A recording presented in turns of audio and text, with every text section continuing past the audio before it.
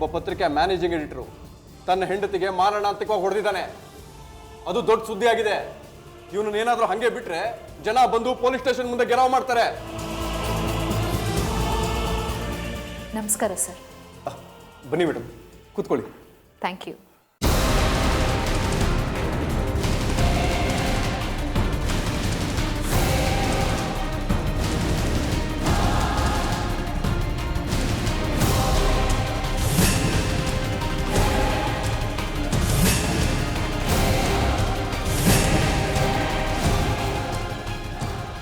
ನಿಮ್ಮ ಮೈದುನು ನೋಡೋಕೆ ಬಂದ್ರು ಮೇಡಮ್. ಇನ್ನೇನು ಮಾಡೋದು ಸರ್, ಕಷ್ಟ ಸುಖ ವಿಚಾರಿಸ್ಕೊಳ್ಳೇಬೇಕಲ್ಲ. ಮಾತಾಡಿ ಮೇಡಮ್. ಮೇಡಮ್ ಒಂದು ಲೋಟ ಕಾಫಿ ಕೊಡ್ರಾ? ಪರವಾಗಿಲ್ಲ ಸರ್. ಇಲ್ಲಿವರೆಗೂ ಬಂದಿದ್ದೀರಾ, ನೀವು ಕಾಫಿ ಕುಡಿಲಿಲ್ಲ ಅಂದ್ರೆ ಹೇಗೆ? ನೀವು ಮಾತಾಡ್ತಾ ಇರಿ. Thank you.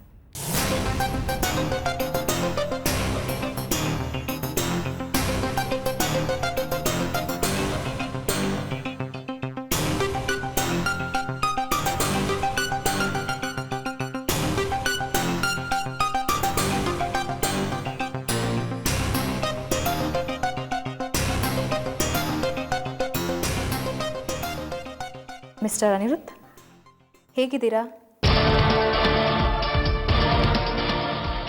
ತಿಂಡಿ ಏನಾದರೂ ತರಿಸ್ಕೊಡ್ಲಾ? ಎಸ್ ಐ ಪರ್ಮಿಷನ್ ತಗೊಳ್ತೀನಿ.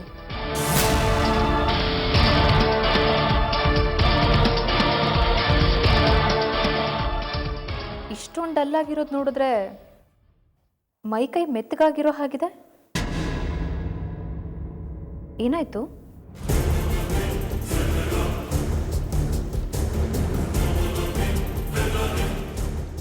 ಆರೋಗ್ಯ ಸರಿಯಾಗಿದೆಯಾ? ತುಂಬ ಬೋರ್ ಹೊಡಿತಿರ್ಬೇಕಲ್ಲ? ಈಗ ಗೊತ್ತಾಯ್ತಾ ದುರಹಂಕಾರದಲ್ಲಿ ಹೆಜ್ಜೆ ಇಟ್ಟರೆ ಏನಾಗತ್ತೆ ಅಂತ? ರೆಡಿ ಆಗ್ತಾ ಇದ್ದೀರಾ ಜೈಲ್ಗೆ ಹೋಗೋದಕ್ಕೆ?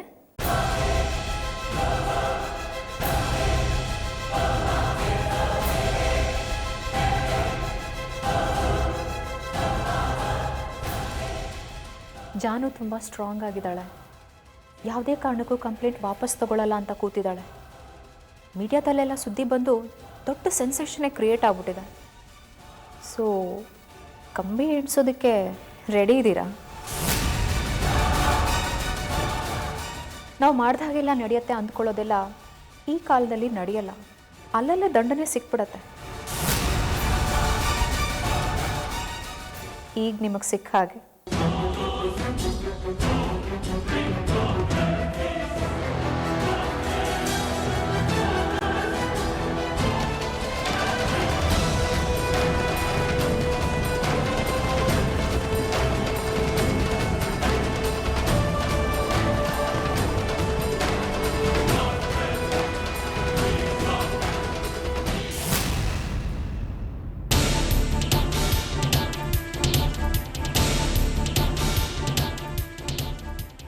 ಸರ್, ಇದನ್ನು ತಗೊಳ್ಳಿ.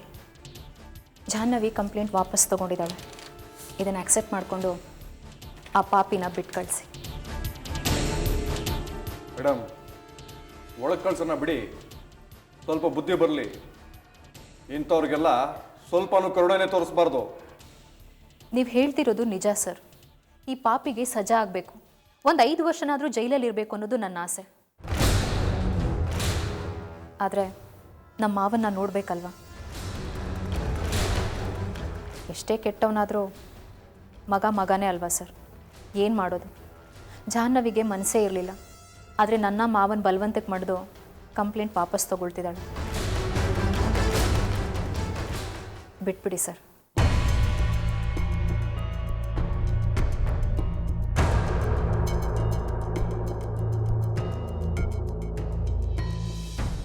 ನೋಡಿ, ನಿನ್ನ ಮೆಜಿಸ್ಟ್ರೇಟ್ ಮುಂದೆ ನಿಲ್ಲಿಸ್ತೀನಿ. ಬೇಲ್ಗೆ ಅಪ್ಲೈ ಮಾಡ್ಕೊಳ್ಳೋದಾದ್ರೆ ಮಾಡ್ಕೊ. ಸರ್, ನಾನೇನು ಮಾಡೋಕ್ಕಾಗಲ್ಲ. ಸರ್ ಪ್ಲೀಸ್, ಯಾವುದೇ ಕೇಸ್ ಆಗೋದು ಬೇಡ. ಬೇಕಾದರೆ ನನ್ನ ವೈಫ್ ಹತ್ರ ರಿಕ್ವೆಸ್ಟ್ ಮಾಡ್ಕೋತೀನಿ, ಯಾವ ಕೇಸು ಆಗೋದು ಬೇಡ ಅಂತ. ಪ್ಲೀಸ್, ನಾವು ಸೆಟ್ಲ್ ಮಾಡ್ಕೋತೀವಿ ಬಿಡಿ ಸರ್. ನಿನ್ನ ಅದೃಷ್ಟ ಚೆನ್ನಾಗಿದೆ. ಒಳ್ಳೆ ತಂದೆ ತಾಯಿ ಕೊಟ್ಟಿದ್ದು ಅಲ್ದೆ ಒಳ್ಳೆ ಬಂಧು ಬಳಗನ ಪಡ್ಕೊಂಡಿದ್ದೀಯ. ಸದ್ಯಕ್ಕೆ ನೀ ಬಚಾವಾದೆ. ಇನ್ನೂ ಸತಿ ಏನಾದರೂ ನನ್ನ ಕೈಗೆ ಸಿಕ್ಕಿದ್ರೆ ನೀನು ತಿಥಿ ಮಾಡಿಬಿಡ್ತೀನಿ. ನಿನ್ನ ಹೆಂಡತಿ ಕಂಪ್ಲೇಂಟ್ ವಾಪಸ್ ತೊಗೊಂಡಿದ್ದಾಳೆ. ಇನ್ನಾದರೂ ಒಳ್ಳೆ ತಂದಿಂದ ಬದುಕದ್ ಕಲ್ತ್ಕೊ. ಹೊರಡು. Thank you sir. ನೀ ಥ್ಯಾಂಕ್ಸ್ ಹೇಳಬೇಕಾಗಿರೋದು ನನಗಲ್ಲ, ನಿನ್ನ ಹೆಂಡತಿಗೆ, ತೇಜಸ್ವಿನಿ ಮೇಡಮ್ಗೆ.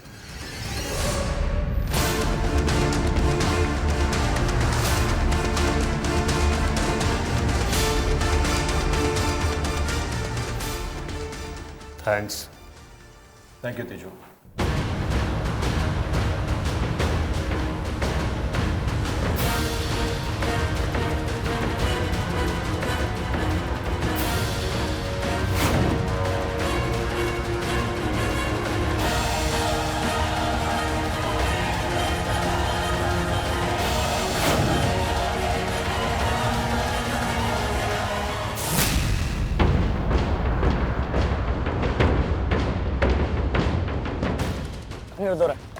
ಅನಿರುದ್ಧವ್ರೆ ಯಾಕೆ ಹಾಗೆ ನೋಡ್ಕೊಂಡ್ರೆ?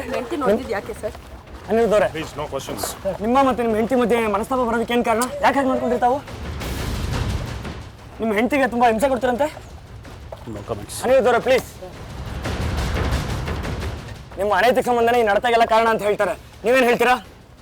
ನಿಮ್ಗೇನಾದ್ರು ಬೇರೆ ಅನೈತಿಕ ಸಂಬಂಧ ಇದೆ ಯಾವ್ದಾದ್ರು?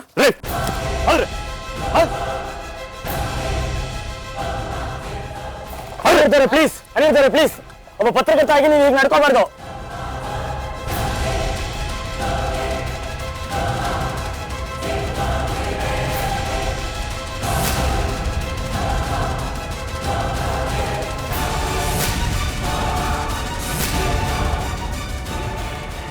Anirudh down down, Anirudh down down, Anirudh down down, Anirudh down down, Anirudh down down, Anirudh Anirudh Anirudh Anirudh.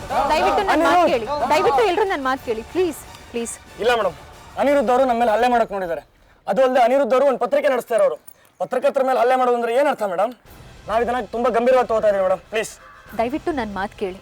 ಅವ್ರ ಮನಸ್ಸು ಡಿಸ್ಟರ್ಬ್ ಆಗಿದೆ, ಅದಕ್ಕೆ ಹಾಗೆ ಮಾಡಿದ್ದಾರೆ ಅಷ್ಟೇ. ಇದನ್ನ ದೊಡ್ಡ ಇಶ್ಯೂ ಮಾಡೋದಕ್ಕೆ ಹೋಗ್ಬೇಡಿ.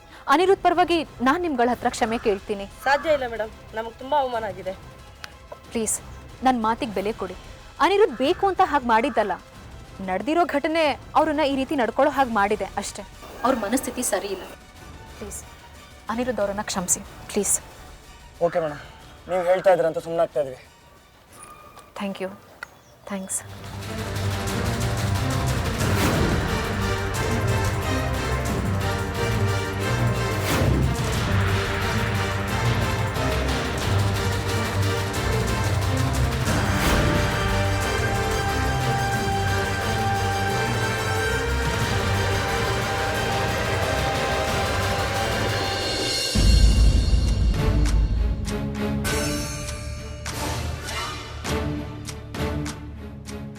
ಸತ್ಯದೇವ್, ಎಲ್ಲರೂ ಹಠಕ್ಕೆ ಬಿದ್ದರೆ ಅನಿರುದ್ಧ ಜೀವನ ಹಾಳಾಗೋಗ್ಬಿಡುತ್ತೆ. ಜಾನು ಅಂತೂ ಕಂಪ್ಲೇಂಟು ವಾಪಸ್ ತಗೊಳ್ಳೋದೇ ಇಲ್ಲ ಅಂತ ಪಟ್ಟು ಹಿಡಿದು ಕೂತಿದ್ದಾಳೆ. ಅವಳು ಕಂಪ್ಲೇಂಟ್ ವಾಪಸ್ ತಗೊಳ್ತಿದ್ರೆ ಅನಿ ಕತೆ ಮುಗ್ದೋದಾಗೆ. ಪ್ಲೀಸ್ ಸತ್ಯದೇವ್, ನೀವೇ ಏನಾದರೂ ಅರೇಂಜ್ ಮಾಡಿ. ನನಗೇನು ಗೊತ್ತಿಲ್ಲ ಅಲ್ಯ, ನಾನೇನು ಕೇಳಬೇಡ. ನೀನುಂಟು, ನಿನ್ನ ಮಕ್ಕಳುಂಟು. ನಿನ್ನ ಮಕ್ಕಳನ್ನ ನಂಬ್ಕೊಂಡು ತಾನೇ ನೀನು ನನ್ನ ವಿರುದ್ಧ ನಿಂತಿದ್ದು. ಈಗ ಪ್ರಸಾದ ಕೊಡ್ತಾ ಇದ್ದಾರೆ, ತಗೊಂಬರಾಯ್ತಿ. ಬೇಡ ಸತ್ಯದೇವ್, ದಯವಿಟ್ಟು ಅದನ್ನೇ ಮನಸ್ಸಿನಲ್ಲಿ ಇಟ್ಕೊಳ್ಬೇಡಿ. ಮಕ್ಕಳ ಮೇಲೆ ನಿಮ್ಮ ಮಮಕಾರಕ್ಕೆ ತಪ್ಪು ಮಾಡಿದ್ದೀನಿ. ಆ ತಪ್ಪಿಗೆ ಕ್ಷಮೆ ಕೇಳ್ತಾ ಇದ್ದೀನಿ. ನಾನು ಹಾಗೆ ಮಾಡಬಾರ್ದಾಗಿತ್ತು, ನಿಮ್ಮ ವಿರುದ್ಧ ನಿಲ್ಲಬಾರ್ದಾಗಿತ್ತು. ಆದರೆ ಏನು ಮಾಡೋದು, ಮಮಕಾರ ಹೆತ್ತೊಟ್ಟೆ ತಪ್ಪು ಮಾಡಿದ್ದೀನಿ. ದಯವಿಟ್ಟು ನನ್ನ ತಪ್ಪನ್ನು ಹೊಟ್ಟೆಗೆ ಹಾಕ್ಕೊಂಡು ಕ್ಷಮಿಸ್ಬಿಡಿ. ಅಹಲ್ಯ, ಇವಾಗ ನಾನು ಏನು ಮಾಡಲಿ? I am helpless. ಬೇಡ ಸತ್ಯದೇವ್, ಜಾನುಗೆ ಹೇಳಿ, ಇನ್ನು ಕೆಲವೇ ಗಂಟೆ ಇರೋದು. ಅನಿನ ರಿಲೀಸ್ ಮಾಡಿಸ್ಬೇಕು. ಅಹಲ್ಯ, ತೇಜಸ್ವಿನಿ ಮಾತಾಡಾಯ್ತು, ನಾನು ಮಾತಾಡಿದೆ. ಆದರೆ ಜಾಹ್ನವಿಗಾಗಿರೋ ಪೆಟ್ಟು ತುಂಬ ದೊಡ್ಡದು. ಅವಳು ಕಂಪ್ಲೇಂಟ್ ವಾಪಸ್ ತಗೊಳಕ್ಕೆ ಒಪ್ತಾ ಇಲ್ಲ. ನಾನೇನು ಮಾಡಲಿ? ಹಾಗಾದರೆ ಅವಳು ಗಂಡನ ಬಿಟ್ಬಿಡ್ತಾಳಂತ? ಯಾರಿಗೂ ಗೊತ್ತು, ಬಿಟ್ಟರೂ ಬಿಡಬಹುದು. ಏನು ನಿನ್ನ ಮಕ್ಕಳು ಸಭ್ಯಸ್ಥರು, ಸಕಲ ಗುಣ ಸಂಪನ್ನರು, ಅವ್ರನ್ನ ಇಷ್ಟಪಡೋದಕ್ಕೆ. ದಿನ ಸಾಯೋರ್ಗೆ ಅಳೋರು ಯಾರು ಅಂತ ಒಂದಿನ ಕಣ್ಣೀರು ಹಾಕ್ತಾರೆ, ಆಮೇಲೆ ತೆಪ್ಪಕಾಗ್ತಾರೆ ಅಷ್ಟೇ. ಸತ್ಯದೇವ್, ನೀವು ಅವ್ರ ಹಾಗೆ ಮಾತಾಡಿದ್ರೆ ಹೇಗೆ? ಅನ್ನಿ ನಿಮ್ಮ ಮಗ, ದಯವಿಟ್ಟು ಹಾಗೆಲ್ಲ ಮಾತಾಡಬೇಡಿ. ನಡೀರಿ, ಸ್ಟೇಷನ್ಗೆ ಹೋಗೋಣ. ಅಹಲ್ಯ, ಬಲವಂತ ಮಾಡಬೇಡ, ಅವಮಾನ ಆಗುತ್ತೆ, ನಾನು ಬರಲ್ಲ ಅಲ್ಲಿಗೆ. ಸತ್ಯದೇವ್, ಹೀಗೆ ಮಾತಾಡಿದ್ರೆ ಹೇಗೆ? ದಯವಿಟ್ಟು ಹೀಗೆಲ್ಲ ಮಾತಾಡಬೇಡಿ, ಬನ್ನಿ ಸ್ಟೇಷನ್ಗೆ ಹೋಗೋಣ.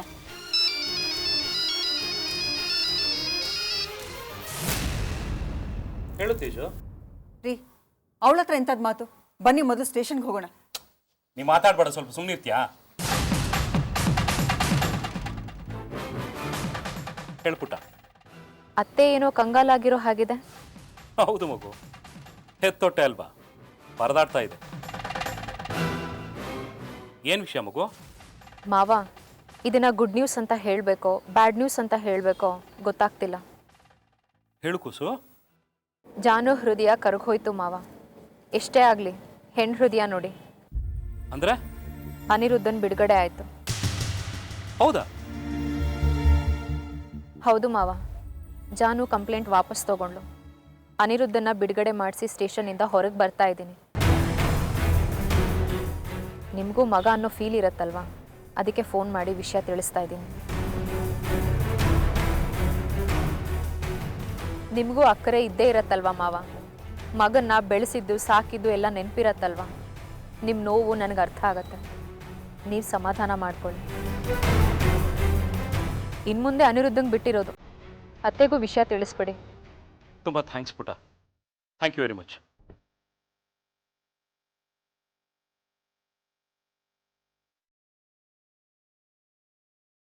ಏನಂತೆ ರಗಳೆ ಅವಳದು? ನಿನ್ನ ಸೊಸೆಯರ್ ಪಾದ ತೊಳೆದು ನೀರು ಕುಡಿಬೇಕು ನೀನು. ಯಾಕೆ? ಅಂಥದ್ದೇನು ಕರ್ಮ ನನಗೆ? ಇಬ್ರು ಸೇರಿ ನಿನ್ನ ಅಯೋಗ್ಯ ಮಗನ್ನ ಜೈಲಿಂದ ಬಿಡಿಸಿದಾರ.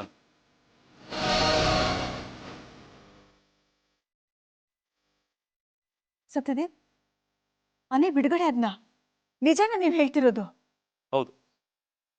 ತೇಜಸ್ವಿನಿ ಸ್ಟೇಷನ್ ಹೊರಗಡೆಯಿಂದ ಕಾಲ್ ಮಾಡಿದ್ಲು. ಆ ಮಗು ದ್ವೇಷನ ತುಂಬ ದಿನ ಕ್ಯಾರಿ ಮಾಡಲ್ಲ. ಏನೇ ಸಾಧಿಸಿದ್ರು ಕೊನೆಗೆ ಸೋಲೋದು ಅವಳೆ. ನಿನ್ನ ಅಯೋಗ್ಯ ಮಗನ ಅದೃಷ್ಟ ಚೆನ್ನಾಗಿದೆ. ನಿನ್ನ ಸೊಸೆ ಅಂದ್ರೆ ಕಾಲ್ಗುಣ, ಅವ್ರ ಒಳ್ಳೆತನ ನಿನ್ನ ಮಕ್ಕಳನ್ನ ಇಷ್ಟು ದಿನ ಕಾಪಾಡ್ತಾ ಇದೆ. ಮಗ ಮಗ ಅಂತ ಒಂಟಿ ಕಣ್ಣಲ್ಲಿ ಅಳ್ತಿದ್ಯಲ್ಲ, ಹೋಗಮ್ಮ ಹೋಗು, ಮುದ್ದು ಮಾಡಿ ಹೋಗು ನಿನ್ನ ಅಯೋಗ್ಯ ಮಗನ್ನ.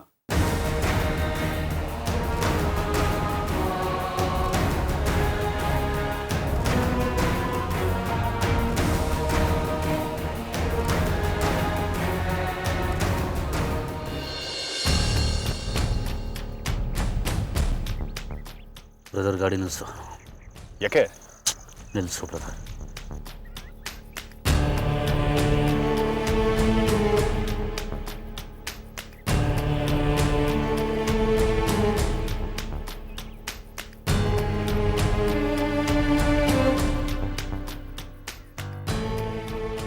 ಯಾಕನಿ? ಏನಾಯ್ತು? ಆಗ್ತಿಲ್ಲ. ಹಿಂಸೆ, ಸಂಕಟ, ನೋವು, ಅಸಹನೆ ಎಲ್ಲ ಒಟ್ಟೊಟ್ಟಿಗೆ ಆಗ್ತಿದೆ. ನನಗೆ ತಲೆ ಸಿಡಿದು ಹೋಗ್ತಾ ಇದೆ. ಅನಿ, ನಂಗೆ ಅರ್ಥ ಆಗತ್ತೆ, ಆದರೆ ಸಮಾಧಾನ ಮಾಡ್ಕೊ. ಅನಿ, ನೀನು ತಪ್ಪು ಮಾಡಿಬಿಟ್ಟೆ ಕಣೋ. ನೀನು ಹಾಗೆ ಹಾರಾಡ್ಬಾರ್ದಾಗಿತ್ತು ಕಣೋ. ರಕ್ತ ಕುದೀತಿದೆ ಬ್ರದರ್. ನನಗೆ ಎಲ್ಲ ಕಳ್ಕೊಂಬಿಟ್ನಲ್ಲ ನಾನು. ನನ್ನ ಮಾನ ಮರ್ಯಾದೆ ಎಲ್ಲ ಹರಾಜಾಗೋಯ್ತು. ಪತ್ರಿಕೆಯವರು ಬಣ್ಣವಾಗಿ ಬರೆದು ನನ್ನ ಮಾನ ಮರ್ಯಾದೆನ ಹಾಳು ಮಾಡಿಬಿಟ್ರು. ನನ್ನನ್ನು ಗೇಲಿ ಮಾಡ್ತಾರೆ. ಇರಿಟೇಟ್ ಆಗಲ್ವ ನನಗೆ? ಅದಕ್ಕೆ ಕೋಪ ಬಂತು, ಹೊಡೆಯೋಕೆ ಹೋದೆ. ಇನ್ನೊಂದು ಸಂಬಂಧ ಇದೆಯಾ ಅಂತ ಕೇಳ್ತಾರೆ. ಪಿತ್ತ ನೆತ್ತಿಗರಲ್ವಾ? ಐ ಅಂಡರ್ಸ್ಟ್ಯಾಂಡ್ ಅನಿ, ಆದರೆ ಪ್ಲೀಸ್ ಕಂಟ್ರೋಲ್ ಯುವರ್ ಸೆಲ್ಫ್. ಆಗ್ತಿಲ್ಲ ಬ್ರದರ್, ಆಗ್ತಿಲ್ಲ. ಯಾರೂ ನನ್ನನ್ನು ಪ್ರಶ್ನೆ ಮಾಡೋ ಹಾಗಿರಲಿಲ್ಲ. ಯಾರೂ ನನ್ನ ಕಡೆ ಬೆರಳು ತೋರಿಸಿ ಮಾತಾಡ್ತಿರಲಿಲ್ಲ. ಈಗೆಲ್ಲೋ ನನ್ನ ಮಕ್ಕಳು ಎಲ್ಲರೂ ನನ್ನನ್ನು ಗೇಲಿ ಮಾಡ್ತಿದ್ದಾರೆ. ಎಲ್ಲ ಹಾಳಾಗಿ ಹೋಗಲಿ. ಆ ಇನ್ಸ್ಪೆಕ್ಟ್ರು ನಮ್ಮ ಪತ್ರಿಕೆ ಕಂಡ್ರೆ ನಡುಗ್ತಾ ಇದ್ದ. ಅಂಥವನು ನನ್ನನ್ನು ಲಾಕಪ್ ಕರ್ಕೊಂಡು ಹೋಗಿ ನಾಯಿಗೆ ಒದ್ದಾಗೋದ. ಹೌದಾ? ಜಾನು ಸೇಡು ತೀರಿಸ್ಕೊಂಡ್ಬಿಟ್ಲು. ನಂಗೆ ಅರ್ಥ ಆಗತ್ತೆ ನೀನೇನು ಹೇಳ್ತಾ ಇದೆಯಾ ಅಂತ, ಆದರೆ ನೀನು ತಪ್ಪು ಮಾಡಿಬಿಟ್ಟೆ. ನೀ ಜಾನು ಹೊಡೆದಿದ್ದು ತಪ್ಪಲ್ವಾ? ಯಾಕೆ ಹೊಡೆದೆ ಬ್ರದರ್? ನಾನು ಯಾಕೆ ಹೊಡೆದೆ? ಎಲ್ಲದಕ್ಕೂ ಕಾರಣ ಅವಳು, ನಿನ್ನ ಹೆಂಡತಿ. ಅವಳು ಇದ್ದಾಳಲ್ಲ, ಅವಳು ತೇಜಸ್ವಿನಿ. ಅವಳ ಜೊತೆ ಜಾನು ಚೆನ್ನಾಗಿದ್ದಾಳೆ, ನಮಗೆ ಮೋಸ ಮಾಡ್ತಿದ್ದಾಳೆ ಅಂತ ಸಿಟ್ಟು ಬಂತು, ಅದಕ್ಕೆ ಹೊಡೆದೆ. ನನ್ನ ಪ್ರಮುಖ ಶತ್ರು ಅವಳು. ತೇಜಸ್ವಿನಿ, ಅವಳನ್ನು ಮಾತ್ರ ಸುಮ್ಮನೆ ಬಿಡಲ್ಲ ಬ್ರದರ್, ಅವಳನ್ನು ಸುಮ್ಮನೆ ಬಿಡಲ್ಲ.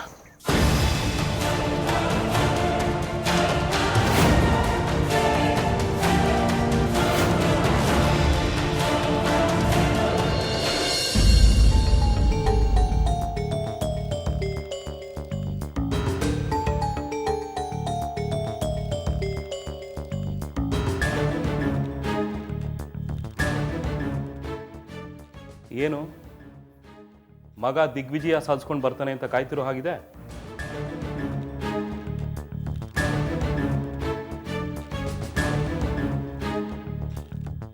ಮಗ ಇನ್ನೂ ಒಳ್ಳೆಯವನಾಗಿದ್ರೆ ಇನ್ನೇನ ಆಟ ಆಡ್ತಿದ್ಯೋ ನೀನು? ಏನು ಮಾಡೋಕ್ಕಾಗುತ್ತೆ? ಹೆತ್ತಿದ್ದೀನಿ, ಬಿಸಾಡೋಕ್ಕಾಗತ್ತಾ?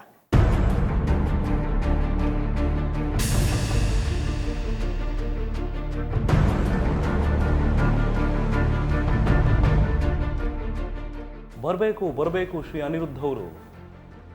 ಕಾರ್ಗಿಲ್ ಯುದ್ಧದಲ್ಲಿ ವಿಜಯಶಾಲಿಯಾಗಿ ವಾಪಸ್ ಮನೆಗೆ ಬರ್ತಿರೋ ಅನಿರುದ್ಧ ಅವರಿಗೆ ಸ್ವಾಗತ ಸುಸ್ವಾಗತ.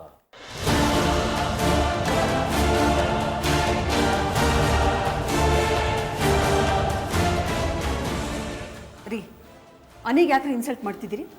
ಇನ್ನೇನು ಸನ್ಮಾನ ಮಾಡ್ಬೇಕಾಗಿತ್ತ? ಗಿಡವಾಗಿ ಬಗ್ಗದ್ದು ಮರವಾಗಿ ಬಗ್ಗೀತೆ ಅಂತ ಗಿಡದಲ್ಲೇ ಬಗ್ಗಿಸ್ಬೇಕಾಗಿತ್ತು, ನೀ ತಡೆದು ಬಿಟ್ಟು ಇವಾಗ ಹೆಮ್ಮರವಾಗಿ ಬೆಳೆದಿದೆ. ಏನು ಮಾಡ್ಕೊಂಡು ಸಾಯ್ಲಿ ನಾನು? ಹೋಗ್ಲಿ ಬಿಡಿಪ್ಪ, ಯಾಕೆ ಸುಮ್ಮನೆ ಜಗಳ ಆಡ್ತೀರಾ? ಇನ್ನೇನಪ್ಪ ಮಾಡಲಿ? ಒಬ್ಬ ನಾಲಾಯಕ ನೀನು, ಇನ್ನೊಬ್ಬ ಕ್ರಿಮಿನಲ್ ಇವನು, ಎರಡು ಬ್ಯಾಲೆನ್ಸ್ ಆಯ್ತಲ್ಲ.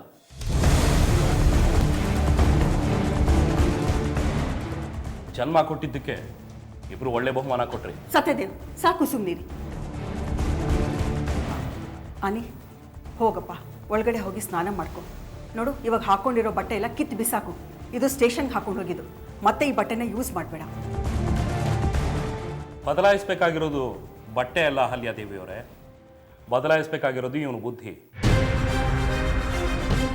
ಇವನು ದೃಷ್ಟಿ, ಇವನ ನಡತೆ, ಅದನ್ನ ಬದಲಾಯಿಸ್ಕೋಬೇಕು ಇವನು. ಆಯಿತು, ಅವನು ಬದಲಾಗ್ತಾನೆ. ಅನಿ, ಬಾ ಒಳಗಡೆ, ಬಾಪ್ಪ.